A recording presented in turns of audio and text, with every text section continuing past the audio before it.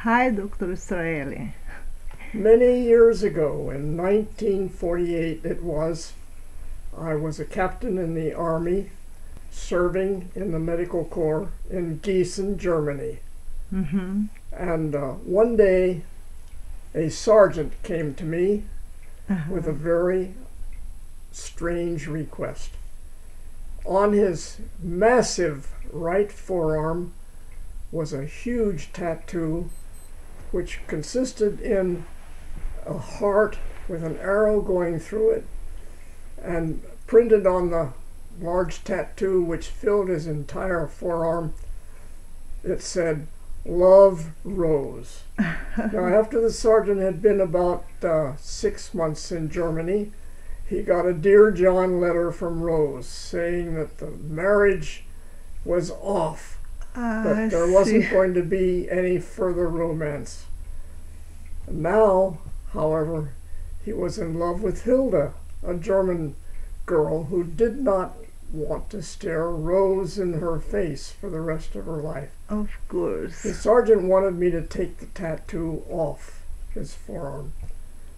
Now, in those days, the laser had not yet been invented, so the only way to remove such a tattoo was to surgically excise it and put a skin graft on the forearm, which would mean that he would not be able to do his duty for probably 2 weeks in all until the skin graft had taken. I see. So I told him that he had to get his commanding officer's permission for that procedure.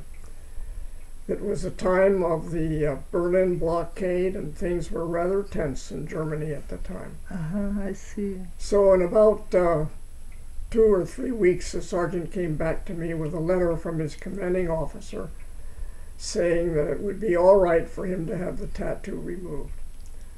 So I performed the surgery, put the skin graft on in the place of the tattoo, and the sergeant made a rather interesting request.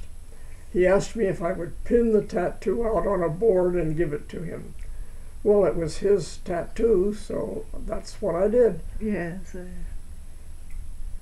In about 2 weeks, the skin graft had taken beautifully, and he returned to full duty. But I had him come back a month later, so I wanted to see the end result of his treatment.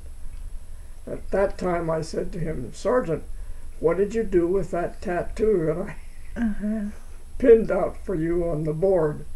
He said, "Well, I put it in a great big envelope and mailed it back to Rose." It's very weird. Dr. Straehley, thank you very much for sharing your memories. Thank you very much. Well, you're more than welcome.